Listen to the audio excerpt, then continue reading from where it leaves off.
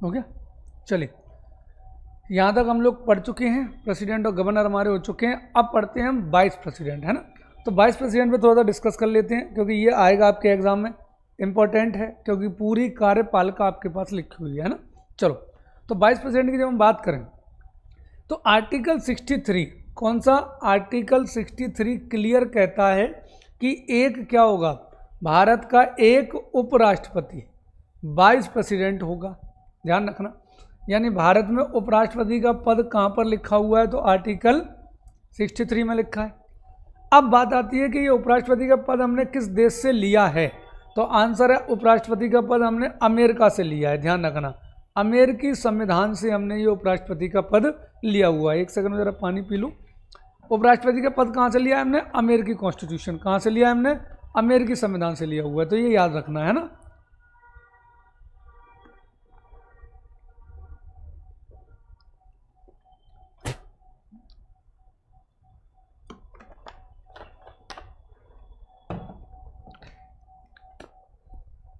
तो ये पूछा गया तमाम बार कि भाई उपराष्ट्रपति का पद कहाँ से लिया गया, तो अमेरिका से लिया गया। आगे बढ़ते हैं, चलो नेक्स्ट, आर्टिकल 64 ये क्या कहता है, ये सीधा कहता है कि उपराष्ट्रपति जो है वो राज्यसभा का पदेन सभापति होगा, यानी जो भी व्यक्ति उपराष्ट्रपति के पद पर बैठेगा वो राज्यसभा का पदेन सभापति होगा। अब ऐसा क्यों करा हमने, इसके रीजन हम समझते हैं, समझना इस बात को। एक्चुअली क्या है, देखो, उपराष्ट्रपति वाइस प्रेसिडेंट का पद इसीलिए लिया गया है कि जब कभी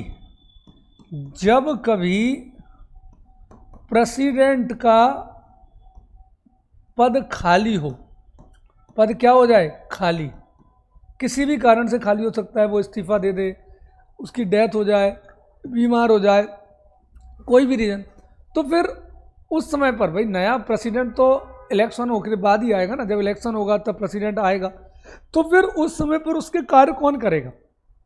इसीलिए हमने उपराष्ट्रपति का पद लिया कि भाई एक बंदा कार्यवाहक राष्ट्रपति के रूप में कार्य कर पाएगा, इसके लिए उपराष्ट्रपति का पद लिया गया है। तो इसीलिए अब चूंकि समझो नॉर्मल कंडीशन में तो राष्ट्रपति अपने पद पर रहता ही है ना, वो कभी हटता तो है नहीं, ये तो कभी इमरजेंसी कंडीशन है, तो फिर हम उस सैलरी उसे किस चीज़ की देंगे भाई, फ्री बैठने की तो सैलरी दे नहीं सकते। तो इसलिए हमने क्या किया, उसे क्या बना दिया, राज्यसभा का पदेन सभापति बना दिया, कि नॉर्मल टाइम में वो क्या करेगा, चेयरमैन ऑफ राज्यसभा का काम करेगा, बट इमरजेंसी कंडीशन में क्या करेगा, वो इमरजेंसी कंडीशन में वो राष्ट्रपति वाला काम करेगा। तो ये याद रखना, राज्यसभा का पदेन सभापति होता है। अब चूंकि वो राज्यसभा का पदेन सभापति है तो उसका मतलब वो राज्यसभा का मेंबर तो है नहीं, उसका राज्यसभा का सदस्य के रूप में चुनाव तो हुआ नहीं है, तो इसलिए वो राज्यसभा के नॉर्मल जो कार्य है उनमें भाग नहीं ले पाता है ना। चलो ठीक है।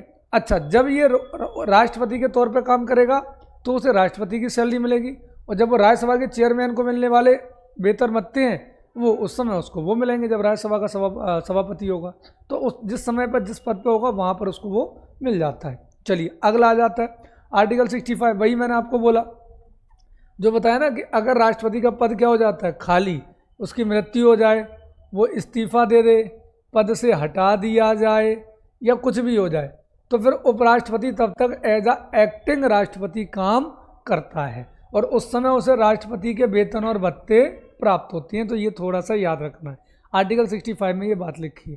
तो 63 में एक उपराष्ट्रपति होगा, 64 में उपराष्ट्रपति राज्यसभा का पदेन सभापति होगा, 65 में वो एक्टिंग प्रेसिडेंट के तौर पर काम करेगा जब राष्ट्रपति का पद खाली होगा, रिक्त होगा। चलो अब आ जाता है 66, इसमें लिखा हुआ है कि उपराष्ट्रपति का चुनाव कैसे होगा। तो अनुच्छेद 66 में क्या लिखा है, उपराष्ट्रपति का चुनाव इलेक्शन से रिलेटेड है। किससे रिलेटेड है, इलेक्शन, उपराष्ट्रपति के चुनाव के बारे में बात की गई है। तो उपराष्ट्रपति का चुनाव भी राष्ट्रपति की तरह एक निर्वाचक मंडल से होता है, जैसे राष्ट्रपति का निर्वाचक मंडल बना था ना जिसमें MP MLA थे इलेक्टेड वाले, यहाँ पर उपराष्ट्रपति का चुनाव कैसे होगा। तो यहाँ पर समझो, उपराष्ट्रपति का एक निर्वाचक मंडल मिलेगा जिसमें कौन होगा, जिसमें संसद के दोनों सदन, संसद के दोनों सदनों के सभी सदस्य, इलेक्टेड भी और नॉमिनेटेड भी, निर्वाचित और मनोनीत दोनों, भाई दोनों की बात कर रहा हूँ। देखो राष्ट्रपति में केवल इलेक्टेड थे, उपराष्ट्रपति में इलेक्टेड भी हैं और नॉमिनेटेड भी हैं, लेकिन राज्य के MLA भाग नहीं दे रहे, याद रखना। राष्ट्रपति में कौन थे? संसद के दोनों सदन और राज्य के एमएलए, वो सब इलेक्टेड। उपराष्ट्रपति में केवल संसद के दोनों सदनों के सभी माने सभी। यहीं फंसोगे आप, यहीं वो एमसीक्यू बनाता है। वो बोलेगा उपराष्ट्रपति के चुनाव में कौन भाग लेता है या उसके निर्वाचक मंडल में कौन शामिल होता है? लोकसभा के सभी सदस्य, लोकसभा के निर्वाचित सदस्य, लोकसभा राज्यसभा के निर्वाचित सदस्य, लोकसभा राज्यसभा के सभी सदस्य। तो आंसर है सभी सदस्य, जबकि राष्ट्रपति में ऐसा नहीं है। ठीक है, चलिए इतना याद हो गया। अगला, इसका चुनाव का मेथड क्या है, पद्धति क्या है? तो भैया सेम पद्धति है, सेम मेथड है। जो मेथड किसका है? जो मेथड आपके किसके पास है भाई? राष्ट्रपति का। सेम मेथड है वही, आनुपातिक प्रतिनिधित्व, एकल संक्रमणीय मत पद्धति, गुप्त मतदान। तो सेम मेथड के द्वारा, सेम पद्धति के द्वारा क्या किया जाता है? इसका इलेक्शन होता है। बिल्कुल सेम पद्धति, याद रखना अच्छे से, सेम पद्धति है, पद्धति में कोई अंतर नहीं है। ठीक है ना? तो आर्टिकल 66 इलेक्शन की बात करता है, ये इलेक्शन का हमारे पास आ गया। अच्छा, प्रेसिडेंट को जहाँ 50-50 सांसदों का समर्थन और अनुमोदन था, यहाँ इसको 20-20 का है। हमने पढ़ा था कि प्रेसिडेंट को कितने प्रस्तावक, कितने अनुमोदक चाहिए? 50 प्रस्तावक 50 अनुमोदक। इसको कितना चाहिए? इसको चाहिए कितने? 20 प्रस्तावक और 20 अनुमोदक। यानी 20 सांसद बोलें कि भाई हम कहते हैं कि ये व्यक्ति चुनाव लड़े, 20 बोले हम समर्थन करते हैं। तो इस तरीके से हो गया आपके पास 20-20। अच्छा, इसकी जमानत राशि सेम है जितनी राष्ट्रपति पद के लिए थी, जमानत राशि वही सेम चीज़ यहाँ पर है। तो जमानत राशि कितनी है भाई? 15,000। जमानत राशि कितनी है? 15,000। याद रखना 15,000 इनकी क्या है? जमानत राशि। इंपॉर्टेंट है, समझ में आ गया। चलो अब बात करते हैं उपराष्ट्रपति पद के लिए योग्यताएं। ये भी 66 में ही लिखी हैं। कौन सा आर्टिकल है? आर्टिकल 66, अनुच्छेद 66 में क्या दिया है? कौन व्यक्ति उपराष्ट्रपति बन सकता है, क्या योग्यताएं? तो चलो देख लेते हैं क्या योग्यताएं। सबसे पहले तो 66(3) में दिया हुआ है। पहली क्या योग्यता है? क्या वो भारत का नागरिक हो, सिटीजन ऑफ इंडिया। पहली योग्यता है भारत का क्या होना चाहिए? नागरिक होना चाहिए, पहला। दूसरा क्या योग्यता दी है? कम से कम 35 वर्ष। उम्र कितनी होनी चाहिए? कम से कम 35 वर्ष। 35 वर्ष की आयु उसने पूरी कर रखी हो। तीसरी क्या है? वो राज्यसभा का सदस्य, क्या? राज्यसभा का सदस्य बनने की योग्यता रखता हो, राज्यसभा का सदस्य बनने की योग्यता रखता हो। और चौथी क्या लिखी हुई है? चौथा लिखी है कि वो कोई लाभ का पद धारण ना करे, लाभ का पद नहीं। लाभ के पद के बारे में हमारा डिस्कशन हो चुका है, आर्टिकल 102 में मैं आपको बता चुका हूँ, अनुच्छेद 102 में। तो लाभ का पद धारण नहीं किया हो, ये हमें याद रखना है। क्लियर हो पाया? तो ये उसका क्या हो गया? इलेक्शन हो गया, है ना? ये उसका क्या हो गया? इलेक्शन हो जाता है। क्लियर हुआ? यहाँ जरा एक बार बताओ मुझे, क्लियर है ना?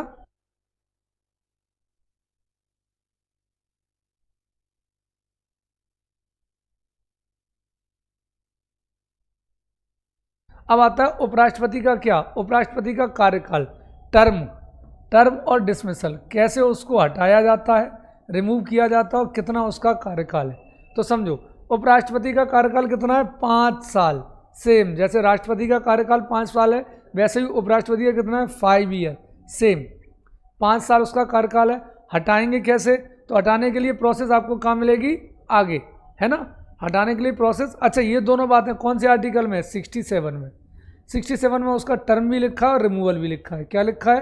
रिमूवल भी है और टर्म भी है, दोनों चीज़ें 67 में। तो टर्म हो गया 5 वर्ष। हटाने के लिए क्या है? हटाने के लिए आगे बात करते हैं, लेकिन एक चीज़ याद रखना, मान लो उपराष्ट्रपति का पूरा हो गया कार्यकाल और किसी कारणवश नया चुनाव नहीं हो पाया, तो भाई जब तक उसका उत्तराधिकारी नहीं आएगा तब तक पद धारण करेगा, भले ही 5 वर्ष पूरे हो गए हों। लेकिन अगर नया उपराष्ट्रपति नहीं आ पाया तो मान लेना वो आगे भी काम करता रहेगा। ठीक है, चलो अब आगे बात करें। क्या रेजिग्नेशन किसको देगा? तो प्रेसिडेंट को। अपना त्याग पत्र किसे देता है? राष्ट्रपति को। उपराष्ट्र दोनों आपस में इस्तीफा खेलते हैं, मैंने आपको बताया था। राष्ट्रपति उपराष्ट्रपति को, उपराष्ट्रपति राष्ट्रपति को, लोकसभा का अध्यक्ष उपाध्यक्ष को, लोकसभा का उपाध्यक्ष अध्यक्ष को। ये दोनों चारों लोग आपस में इस्तीफा खेलते हैं। आगे आ जाओ। हटाने के लिए क्या? वेरी इंपॉर्टेंट, राज्यसभा के सदस्यों का प्रभावी बहुमत, ये वर्ड याद कर लेना, इफेक्टिव मेजॉरिटी। कौन सी मेजॉरिटी? इफेक्टिव। किसकी? राज्यसभा की। इफेक्टिव मेजॉरिटी चाहिए राज्यसभा की, वर्ड याद कर लो, है ना। और उसके बाद उससे पास हो जाएगा प्रस्ताव। फिर लोकसभा की कौन सी? लोकसभा का साधारण बहुमत। याद करो, राज्यसभा का प्रभावी बहुमत, लोकसभा का साधारण बहुमत, यही पूछेगा वो आपसे। तो राज्यसभा का कौन सा बहुमत हो गया? प्रभावी बहुमत हो गया। और लोकसभा का कौन सा बहुमत हो गया?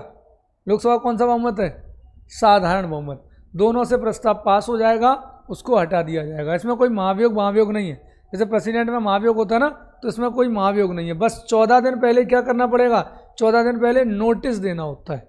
14 दिन पहले क्या करना पड़ेगा? जैसे राष्ट्रपति को देना पड़ता है ना नोटिस, उसी प्रकार से यहाँ पर भी इसको भी क्या देना पड़ेगा? 14 दिन पहले नोटिस देना पड़ेगा और प्रस्ताव आएगा और बाद में पास करके हटा दिया जाएगा। तो ये उपराष्ट्रपति का क्या हो गया? रिमूवल हो गया, त्यागपत्र और रिमूवल। इसके बाद आगे बात करें, लास्ट बात, उपराष्ट्रपति का ओथ या शपथ। तो उपराष्ट्रपति की शपथ किस आर्टिकल में? 69 में, है ना। कौन दिलाता है भाई उपराष्ट्रपति को? तो उपराष्ट्रपति को शपथ किसके सामने? राष्ट्रपति के सामने। तो उपराष्ट्रपति को शपथ कौन दिलाएगा? प्रेसिडेंट दिलाएगा। अच्छे से याद कर लो, तमाम बार पूछा गया एग्जाम में कि उपराष्ट्रपति को शपथ कौन दिलाता है? राष्ट्रपति, लोकसभा अध्यक्ष, सुप्रीम कोर्ट का चीफ जस्टिस, कौन दिलाता है? तो आंसर कौन हो जाएगा आपके पास? राष्ट्रपति। आंसर कौन हो जाएगा आपके पास? राष्ट्रपति। तो ये हो गया अपने पास क्या, यहाँ पर हमारी कार्यपालिका और न्यायपालिका का जो संगठन, संरचना और जो चीज़ें लिखी थी वो कंप्लीट हो जाती हैं। ठीक है ना, यहाँ हमारी ये कंप्लीट हो गई। अब इसके बाद जो अगला टॉपिक है, नया टॉपिक है, कोमा लगा के लिखा हुआ है, उसमें लिखा हुआ है भारत और मध्य प्रदेश सरकार के क्या? मंत्रालय और विभाग। सरकार के मंत्रालय और विभाग। अब हमें यह जानना है कि सरकार के अंदर कितने टाइप के मंत्रालय होते हैं और उनके अंदर कौन कौन से विभाग आते हैं। ये भाई सीधा रटने वाला टॉपिक है, इसको आपको बार बार देखना पड़ेगा और रटना पड़ेगा कि भाई कौन कौन से मंत्रालय हैं, कौन कौन से विभाग हैं। ठीक है, दोनों के देखेंगे, भारत सरकार के पहले देखेंगे, उसके बाद मध्य प्रदेश सरकार के देखेंगे कि भाई इनके अंदर कितने मंत्रालय, कितने विभाग हैं। पहले दोनों में अंतर समझ लेते हैं कि मंत्रालय और विभाग में अंतर क्या होता है। तो समझो, मंत्रालय का जो प्रमुख होता है वो होता है मंत्री। याद रखना, मंत्री। मंत्रालय का प्रमुख कौन होता है? मंत्री। लेकिन विभाग में कोई मंत्री नहीं होता, कोई अलग से मंत्री नहीं पाया जाता। ठीक है। अच्छा, मंत्रालय का प्रशासनिक प्रमुख कौन होता है? सचिव, जो एक आईएएस अधिकारी होता है, सीनियर स्केल का आईएएस अधिकारी।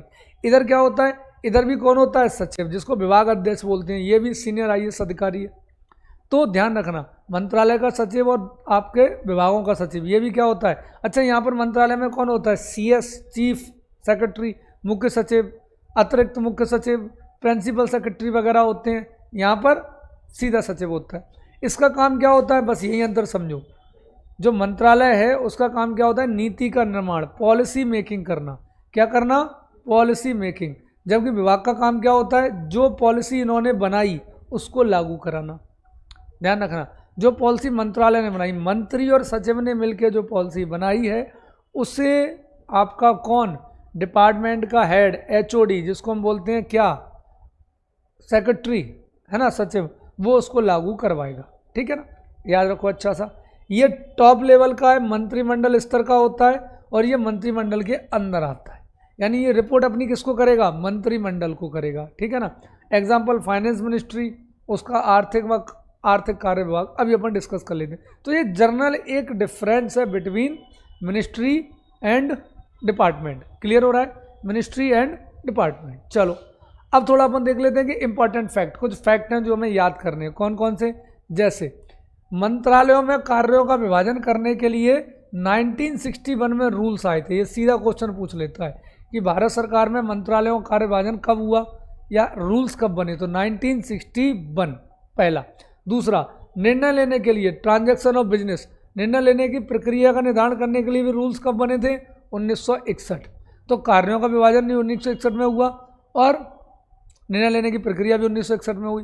तीसरी बात, पीएम किसी भी मंत्रालय को कभी भी पुनर्गठित कर सकते हैं। याद रखना, यानी ये सारे मंत्रालय सेंट्रल लेवल पर पीएम और स्टेट लेवल पर डीएम के अंदर होते हैं ना। सेंट्रल लेवल पर पीएम और स्टेट लेवल पर डीएम के अंदर होते हैं। ठीक है ना, सॉरी डीएम कर रहा हूँ मैं, सीएम के अंदर। डीएम तो आपका जिले में कलेक्टर होता है। ठीक है, चलिए तो इतना याद रहेगा, सीएम और पीएम करते हैं। अब मंत्रालयों की संख्या, क्या संविधान में कोई संख्या है? आंसर है नहीं। जैसे मंत्रियों के बारे में भी संविधान में उल्लेख नहीं है। 3 प्रकार के मंत्री हमने पढ़े थे, कैबिनेट मंत्री, स्टेट मंत्री और डेप्यूटी मंत्री। ऐसे मंत्रालयों की कोई संख्या नहीं है। लेकिन वर्तमान में अगर हम बात करें तो मोदी सरकार में 52 से 54 मंत्रालय या विभाग है ना। मोदी जो 3.0 अभी तीसरा जो सेशन चल रहा है उसमें कितने 52 से लेके 54 तक मंत्रालय या विभाग है। तो ये कुछ फैक्ट हैं जो आपको सीधे सीधे याद करने। चलो अब आ जाते हैं केंद्रीय मंत्रालय। अब हम क्या करते हैं, एक एक मंत्रालय और उनके अलग अलग विभागों को देख लेते हैं, जो इंपॉर्टेंट मंत्रालय हैं उनको। चलो तो सबसे पहले सुरक्षा व विदेश नीति, ठीक है ना। सुरक्षा और विदेश नीति जो मंत्रालय हमारे पास, सिक्योरिटी एंड फॉरेन पॉलिसी वाला, तो उसमें मंत्रालय कौन सा है? एक मंत्रालय उसमें रक्षा मंत्रालय, डिफेंस मिनिस्ट्री। कौन सी मिनिस्ट्री? डिफेंस। अब इसके अंदर क्या करता है, ये कौन कौन से विभागों के संबंध में कार्य करता है? तो सेना यानी आपकी थल सेना, इससे संबंधित कार्य करता है। नौसेना, नेवी, वायुसेना, तो तीनों सेना इसी के अंडर आती हैं। DRDO, डिफेंस रिसर्च एंड क्या बोलते हैं डेवलपमेंट ऑर्गेनाइजेशन, ये भी। OFB, आर्मी यानी आर्मी के अंदरूनी मंत्रालय, ये सारे। तो ये हमें याद रखना पड़ेगा कि इतने सारे कार्य कौन करता है? Defence ministry. अब इसी के अंदर दूसरा मंत्रालय कौन सा है? विदेश मंत्रालय, एक्सटर्नल अफेयर्स। क्या बोलते हैं? External affairs. इसमें क्या, जो भी राजनयिक संबंध है, यानी कि हमारे जो विदेशों के साथ संबंध हैं, उन संबंधों को कौन सा देखता है? विदेश मंत्रालय देखता है। पासपोर्ट के मामले भी किसके पास जाते हैं? विदेश मंत्रालय के पास जाते हैं, ठीक है। विदेश नीति, फॉरेन पॉलिसी अगर हमें कोई बनानी है तो वो भी किस मंत्रालय के अंदर आता है? वो भी किस मंत्रालय के अंदर आता है? आपके विदेश मंत्रालय के अंदर आता है। वो भी किसके अंदर आता है? विदेश मंत्रालय के अंदर आता है। नेक्स्ट आ जाओ, होम मिनिस्ट्री, ये भी किस में आ जाता है? सुरक्षा व विदेश नीति के अंतर्गत। तो पुलिस, जो भी पुलिस है वो किसके अंदर आती है? राज्यों की पुलिस की बात नहीं कर रहा हूँ, सेंटर के अंदर, यूटीज के अंदर जो पुलिस है। सीमा संबंधी जो भी मामले हैं वो भी कौन देखता है? राज्यों की सीमा वगैरह। जनगणना, ये भी किसका मंत्रालय है भाई? गृह मंत्रालय का काम है। राजभाषा से संबंधित अगर कोई मामला है कौन देखेगा? गृह मंत्रालय देखेगा। यूटीज का प्रशासन, जो संघ शासित प्रदेश हैं, आर्टिकल 239, उनको भी कौन देखता है? उनको भी आपका कौन देखता है? गृह मंत्रालय ही देखता है, ठीक है ना। चलिए अगली बात करते हैं, अपने पास कौन सा? कानून और न्याय, ये नेक्स्ट मंत्रालय, कानून और न्याय। ये क्या देखता है? न्यायपालिका, सुप्रीम कोर्ट, हाई कोर्ट से रिलेटेड जो भी चीज़ें, उनके कार्य, है ना। लॉ से रिलेटेड जो भी काम है वो यहाँ देखे जाते हैं। जो लॉ मेकिंग कहाँ होती है? पार्लियामेंट, उससे रिलेटेड चीज़ें यहाँ पे लागू कराई जाती है। संशोधन से संबंधित मामले भी कहाँ होते हैं? यहीं लागू होते हैं, है ना। तो इसको अच्छे से याद कर लेना। इतने सारे मंत्रालय कहाँ होते हैं? इतने सारे मंत्रालय आपके कहाँ पाए जाते हैं? इतने सारे मंत्रालय सुरक्षा व विदेश नीति जो विभाग है, एक अलग से पूरा सेटअप है, उसके अंदर पाए जाते हैं। चलो अगला आ जाता है कौन सा हमारे पास? अर्थव्यवस्था व वित्त से संबंधित मंत्रालय। ये तो हो गई किससे? सुरक्षा व विदेश नीति संबंधी मंत्रालय। कितने अपने पास? 4। अब आ जाते हैं अर्थव्यवस्था व वित्त, इकोनॉमी एंड फाइनेंस। इनके मामलों में देखिए कितने मंत्रालय हैं। तो पहला है फाइनेंस मिनिस्ट्री। कौन सा? फाइनेंस। इसके कितने विभाग हैं? याद कर लेना, 5। फाइनेंस मिनिस्ट्री के अंदर कितने विभाग होते हैं? फाइनेंस मिनिस्ट्री के अंदर विभाग होते हैं 5। कितने विभाग हैं? 5। कौन कौन सा? DEA, इसको भी अलग से पढ़ेंगे, व्यय, राजस्व और वित्तीय सेवाएं, ठीक है। तो 5 हैं, है ना। और साथ में दीपम, ये पूछा जाता है, बहुत बार पूछा गया, इसका फुल फॉर्म पूछा जाता है। तो 5 हैं अपने पास, है ना। किसके अंदर? फाइनेंस मिनिस्ट्री के अंदर। इसमें से देखो, चलो अभी आगे बढ़ते हैं। फाइनेंस मिनिस्ट्री में कितने विभाग हैं? 5। ये सीधे रटना है भाई। अगला आता है वाणिज्य और उद्योग विभाग। कौन सा? Commerce and industry ministry. ये क्या करते हैं? विदेश नीति, सेज, स्पेशल इकोनॉमिक जोन, है ना। DPPIT, ट्रेड पॉलिसी, है ना। जो भी ट्रेड पॉलिसी वगैरह बनती है वो भी सब यही देखता है ना। समझ में आ रहा है बात को? तो व्यापार नीति हो गया, DPPIT हो गया और सेज हो गया, 3 चीज़ें। अगला आ जाओ MSME। MSME मतलब लघु उद्योग, जो छोटे उद्योग होते हैं ना आपके, क्या बोले हम इसको? MSME मंत्रालय के अंदर 2 प्रकार के उद्योग आते हैं। एक आता है कुटीर उद्योग, दूसरा आता है लघु उद्योग, है ना। कुटीर उद्योग और लघु उद्योग, ये इसके अंदर आता है। उद्यम पोर्टल, स्मॉल इंडस्ट्रीज, है ना। तो उद्यम पोर्टल, इसके लिए एक अलग से पोर्टल बनाया गया है, उद्यम पोर्टल। तो स्मॉल इंडस्ट्रीज और उद्यम पोर्टल किसके अंदर आते हैं? MSME। फिर इसी के संबंधित कौन सा है? स्टैटिक्स एंड प्रोग्राम, सांख्यिकी और कार्यक्रम मंत्रालय। तो GDP के मामले, CSO, central statical organisation, NSO, national static organisation, CPI, ये सब इनके मामले हैं, विभाग हैं। देखो सारे नहीं पूछेगा, इंपॉर्टेंट पूछेगा, है ना। कॉरपोरेट कार्य तो कंपनीज एक्ट, MCA, NCLT, ये सब इनके शॉर्ट फॉर्म्स हैं। अब इनमें से याद कौन सा करना है हमको, इनके अंदर मैं बात करूं याद कौन सा करना है, तो वित्त मंत्रालय के 5 याद कर लो, ये इंपॉर्टेंट है। पहला है आर्थिक कार्य विभाग, कौन सा है, आर्थिक कार्य विभाग, DEA, डेवलपमेंट ऑफ इकोनॉमिक, वो डिपार्टमेंट ऑफ इकोनॉमिक अफेयर्स, है ना। ये क्या करता है, ये मौद्रिक नीति बनाता है, जो भी फाइनेंस पॉलिसी है कौन बनाता है, यही बनाता है। विदेश निवेश कौन देखता है, यही देखता है ना। तो डिपार्टमेंट ऑफ इकोनॉमिक अफेयर्स हो गया। दूसरा है व्यय विभाग, एक्सपेंडिचर, बजट का नियंत्रण करता है, खर्च का अनुमोदन करता है, ये वाला विभाग। 5 विभाग है ना। अगला राजस्व विभाग, रेवेन्यू, तो प्रत्यक्ष व अप्रत्यक्ष कर, CBDT, CBIC, ये सारे टैक्सेशन का डिसाइडेशन यही करता है। फिर फाइनेंशियल सर्विसेज विभाग अलग से, जो बैंक बीमा और पेंशन देखता है, बैंक बीमा और पेंशन। एक दीपम है, दीपम का फुल फॉर्म याद कर लेना, डिसइन्वेस्टमेंट पब्लिक एसेट मैनेजमेंट, विनिवेश सार्वजनिक संपदा प्रबंधन, इसको बोलते हैं दीपम, DIDPAM, यही पूछेगा वो आपसे, दीपम को पूछेगा, याद रखना। किसको पूछेगा, दीपम को पूछेगा। क्लियर, समझ में आया क्या। चलो, तो ये वित्त मंत्रालय के 5 हो गए। अब देखते हैं सामाजिक क्षेत्र से जुड़े कौन से मंत्रालय हमारे पास, है ना। सामाजिक क्षेत्र, सोशल सेक्टर से, तो एजुकेशन मिनिस्ट्री, है ना, इसने ये सारे काम किए। NEP 2020, NEET, JEE, IIT, YIT, ये सब इसी के अंदर आती है ना। और इसे पूर्व में HRD बोलते थे, ह्यूमन रिसोर्स डेवलपमेंट। पहले इस मंत्रालय का नाम क्या था, आपसे पूछेगा शिक्षा मंत्रालय का पूर्व नाम क्या था, HRD, human resource and development ministry, ठीक है। फिर आपके पास स्वास्थ्य और परिवार कल्याण मंत्रालय, आयुष्मान भारत, नेशनल क्या बोलते हैं, health mission, AIIMS, Jan Aushadhi, ये सब इस मंत्रालय के अंदर इसके कार्य दिखाई देते हैं। फिर आता है महिला और बाल विकास मंत्रालय, तो पोषण अभियान 2.0 ये चला रहा है, बेटी बचाओ। एक्चुअली क्या होता है, पूछता है, पता है वो क्या पूछेगा, वो पूछेगा मिशन शक्ति जो कार्यक्रम है वो किस मंत्रालय के अंदर आता है। ये ऐसे क्वेश्चन आपके मंत्रालय में पूछता है वो, कि मिशन शक्ति किसके अंदर आ रहा है, ठीक है। इसके अलावा PM श्री स्कूल किस मंत्रालय के अंदर आते हैं, बेटी बचाओ किसने चलाया, पोषण 2.0 किसने चलाया, है ना। कौशल विकास में PM कौशल, IIT, NSDC, ये इसके प्रोग्राम है। सामाजिक न्याय में बात करूं, सोशल जस्टिस, सोशल जस्टिस में SC OBC कल्याण मंत्रालय, दिव्यांगजन अधिकार, है ना, ये सब किसके आते हैं, ये सब उनकी योजना इनके लिए चलाते हैं। जनजातीय कार्य की बात करूं तो ST कल्याण, वन धन योजना किस मंत्रालय के अधीन चल रही है, PM जनमन योजना किसके अंदर चल रही है ना। तो ये वाले, तो ये इनकी योजनाओं के नाम पूछेगा। वो पूछेगा बेटी बचाओ आंदोलन किस मंत्रालय का, वन धन योजना किस मंत्रालय की है, दिव्यांगजन अधिकारों से संबंधित कौन सा मंत्रालय, इस तरीके के क्वेश्चन आपसे पूछेगा। तो ये हो गए सोशल सेक्टर के, सामाजिक क्षेत्र के हमारे पास मंत्रालय हैं सरकार में। इंडियन गवर्नमेंट की बात कर रहे हैं अभी हम, किसकी बात कर रहे हैं, भारत सरकार की बात कर रहे हैं। किसकी बात कर रहे हैं, भारत सरकार। नेक्स्ट अगला, कृषि व ग्रामीण विकास से संबंधित मंत्रालय, तो भाई कृषि और किसान कल्याण, इसके लिए देखो PM किसान योजना, ठीक है, ई-नाम योजना, MSP निर्धारित करना, है ना, एग्रीकल्चर इंफ्रास्ट्रक्चर फंड, ये सब ये मंत्रालय देखता है। ग्रामीण विकास मंत्रालय, इसकी बात करें तो मनरेगा, इसका नया नाम क्या हो गया आप लोग बताना मुझे, है ना।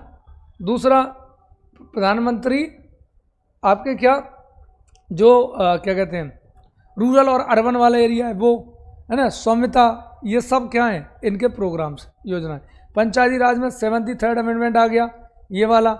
इसके अलावा ये सारी योजनाएं डिस्ट्रिक्ट प्लानिंग कमेटी इसके अंदर देखी जाती है। जल शक्ति मिशन में मंत्रालय में जल जीवन मिशन, प्रधानमंत्री कौशल विकास, नमामि गंगे, अटल भुजल, ये सब इनकी योजना। ये योजना है जो आप अलग अलग पढ़ते हो। जैसे अभी आप पढ़ोगे ना, लास्ट वाला जो टॉपिक अभी सोम सर पढ़ाएंगे उसमें गरीबी भुखमरी वो सारी, तो उसमें योजनाएं भी पढ़ाएंगे, वो सारी इसमें आ जाएंगी।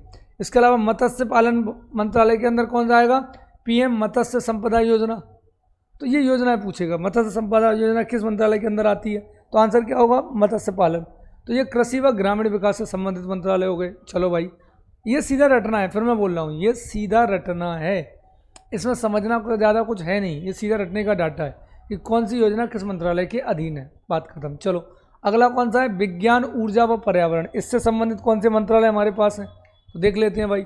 तो परमाणु ऊर्जा विभाग, एटॉमिक एनर्जी डिपार्टमेंट, सीधे PM के अधीन होता है। किसके अधीन होता है, सीधा क्वेश्चन है, बताइए निम्न में से कौन सा विभाग, या परमाणु ऊर्जा विभाग किसके अधीन होता है, PM।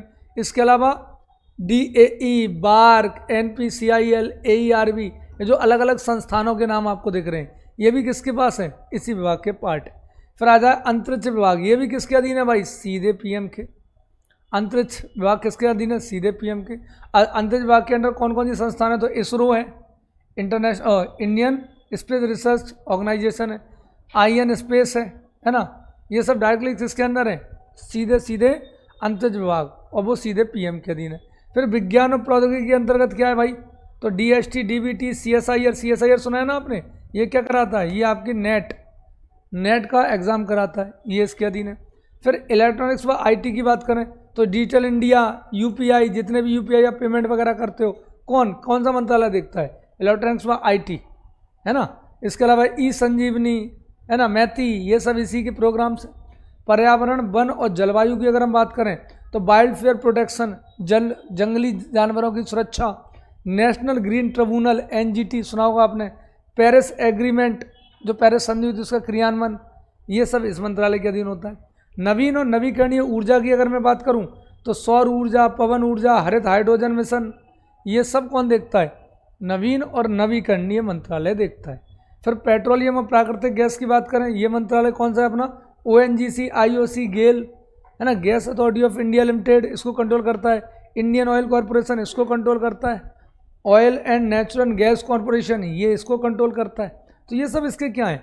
यूनिट्स हैं, संस्थाएं हैं, इकाइयाँ हैं जो इन मंत्रालयों के अधीन काम करती हैं। तो साइंस, एनर्जी एंड एनवायरनमेंट, इससे रिलेटेड हमारे पास इतने मंत्रालय, इनमें से पूछ लेगा कौन सी किसके अधीन है।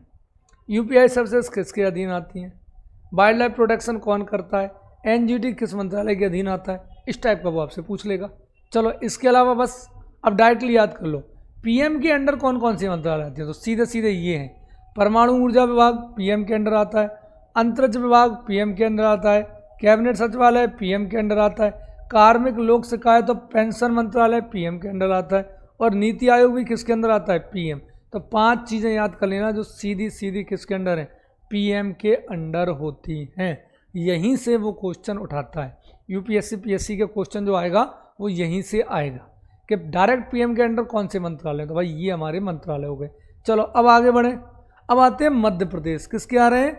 मध्य प्रदेश के आ रहे हैं। तो मध्य प्रदेश के मामले में अपन बात करें तो मध्य प्रदेश के मंत्रालय कौन कौन से हैं? ठीक है, तो मध्य प्रदेश के विभाग, प्रमुख विभाग, चलो सबसे पहला सामान्य प्रशासन विभाग, GAD, जनरल एडमिनिस्ट्रेशन डिपार्टमेंट। ठीक है, ये जो है ये क्या करता है? IS, राज्य सेवा, नियंत्रण, तबादले और नियुक्ति। तो यानी PSC के अधिकारियों की नियुक्ति, IS का क्या करना है? तबादला करना है, प्रमोशन वगैरह करना है, ये सब GAD देखता है। यही क्वेश्चन पूछा जाता है। ठीक है, और ये मुख्यमंत्री कार्यालय से क्या करता है? समन्वय करता है, इसके साथ मिलकर काम करता है। तो सामान्य प्रशासन विभाग जो है वो किसके साथ मिलकर काम करता है? मुख्यमंत्री कार्यालय, CM ऑफिस से कोऑर्डिनेट करता है। तो एक विभाग हो गया हमारे पास GAD। दूसरा हमारे पास फाइनेंस डिपार्टमेंट, वित्त विभाग। कौन सा विभाग? वित्त विभाग। अब ये क्या देखता है? तो प्रदेश में बजट बनाने का काम इसका है, राजस्व, रेवेन्यू का कलेक्शन, एक्सपेंडिचर, व्यय, कितना पैसा खर्च हो रहा है ना, तो ये सारे काम देखता है। अब ये किससे मिलके काम करता है? तो AG, attorney general of MP, है ना, इसके साथ मिलके, CAG की रिपोर्ट इनके साथ। अब अटॉर्नी जनरल कौन है? ये अटॉर्नी जनरल तो इंडिया में होता है, लेकिन उसका जो सहायक MP में होगा, MP में जो व्यक्ति होगा उसके साथ, है ना। अगला अटॉर्नी जनरल नहीं यार, इसका AG का MP का कुछ फुल फॉर्म और है, अटॉर्नी जनरल नहीं होगा, बजट के मामले में ये नहीं होगा, है ना। चलो इसको एक बार देखेंगे। गृह विभाग, होम डिपार्टमेंट, ये कौन सी बात चीज़ें देखता है, क्या कार्य करता है? MP पुलिस से संबंधित जितने भी कार्य, मध्य प्रदेश पुलिस से संबंधित जितने भी कार्य हैं वो ये देखता है। जेलों की क्या स्थिति है, जेलों में क्या चल रहा है, जेलों में क्या सुविधाएं और क्या प्रॉब्लम्स आ रही हैं वो देखता है। इंटरनल सिक्योरिटी देखता है, क्या देखता है? इंटरनल सिक्योरिटी, आंतरिक सुरक्षा, ये देखता है। तो नक्सल प्रबंधन, MP PRDA, ये सब इसकी योजनाएं चल रही है। नक्सलों को निपटने के लिए योजना, MP PRDA योजना। किसान कल्याण और कृषि, फार्मर वेलफेयर एग्रीकल्चर, ये हम देखते हैं, ये हमारे पास एक विभाग है। ठीक है, मध्य प्रदेश के विभागों की बात करें ना, सीधा सीधा मध्य प्रदेश के विभाग, मंत्रालय विभाग। ठीक है, फसल बीमा योजना, MSP, कृषि क्या बोलें उसको, विस्तार, है ना इसको। अच्छा इसको एक काम करते हैं, इसको थोड़ा और तोड़ते हैं। मुझे ऐसा लग रहा है एमपी के अंदर और तोड़ना पड़ेगा, क्योंकि इतने से काम नहीं होने वाला है ना। होने वाला है क्या? नहीं होने वाला है। चलो तो इसको क्या करते हैं, और तोड़ते हैं। एक काम करते हैं, इसको यहीं छोड़ दे रहे हैं, है ना। एमपी वाले तक, इंडिया वाले याद कर लेना, एमपी वाले को मैं और तोड़ के इसमें क्या करूँगा, आपको प्रशासन विभाग के अंदर और कितने विभाग हैं और फिर उनका कौन हेड है, इसको तोड़ के बताता हूँ, है ना। क्योंकि मुझे ऐसा लग रहा है इतने में काम होगा नहीं, इसको और तोड़ना पड़ेगा। चलो कोई नहीं, नेक्स्ट क्लास में आपको देता हूँ, उसके अंदर ये दे देता हूँ आपको, ठीक है ना। चलो इसको यहीं समाप्त कर देते हैं, क्योंकि ये उतना अच्छा ठीक मुझे फील नहीं आ रहा है कि उतने में अपना काम हो पाएगा। ठीक है, चलिए धन्यवाद।